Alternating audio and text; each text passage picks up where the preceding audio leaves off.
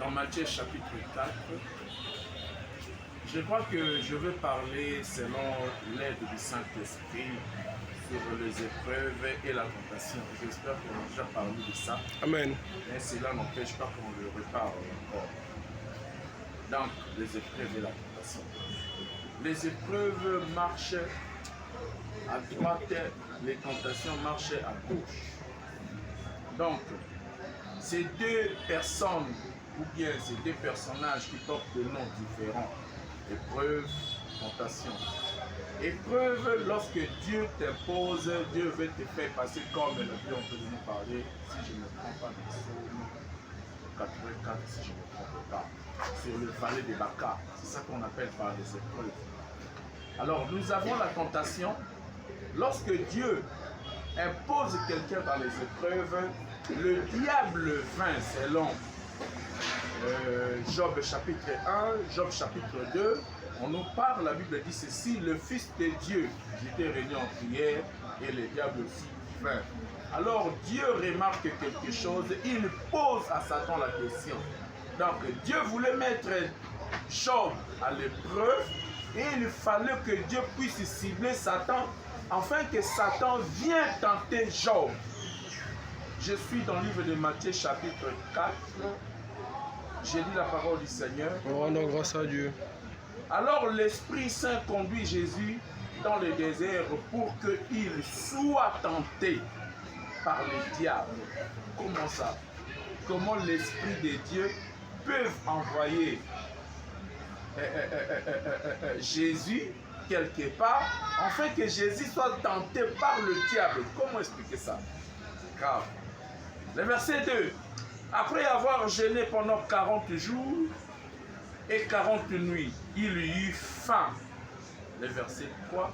Le tentateur s'approcha et lui dit, si tu es le Fils de Dieu, ordonne que cette pierre se change en pain. Verset 4. Mais Jésus répondit, il est écrit, l'homme n'a pas seulement besoin du pain pour vivre, mais aussi de toute parole que Dieu prononce. Amen. Éternel Dieu Tout-Puissant, je te loue, je te bénis, Seigneur, pour la grâce que tu nous as offerte ce soir.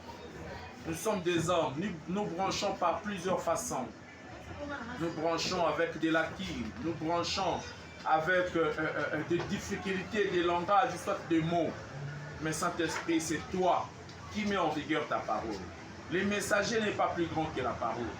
Que le message soit grand, que cela manifeste sa puissance, sa grandeur, pendant que j'annonce à ceux qui vont suivre, à ceux qui vont l'écouter et à ceux qui sont ici pour écouter. Saint-Esprit, ouvre au nom de Jésus-Christ, ainsi je prie. Amen.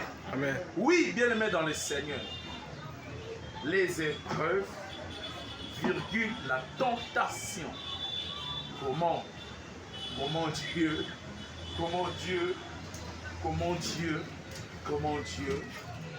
pose quelqu'un dans les périodes des épreuves et Dieu signale encore le diable de va parce que cet homme ou cette femme, je lui ai mis à l'état de l'épreuve.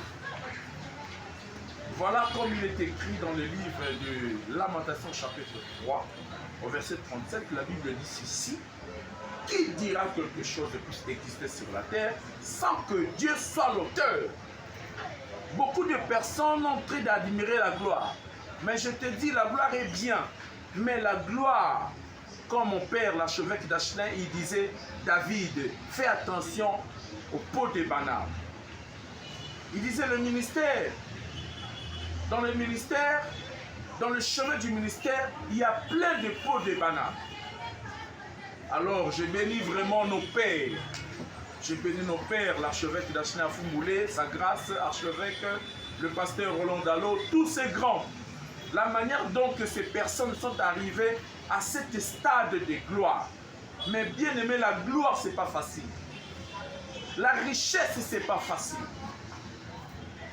Tu pries enfin que Dieu puisse te donner de la richesse et de la gloire. Mais bien aimé, je te le dis, ce n'est pas facile. Je te le dis, ce n'est pas facile. Regardez, En réalité, si j'essaie un peu de faire l'étude sur la parole du Seigneur,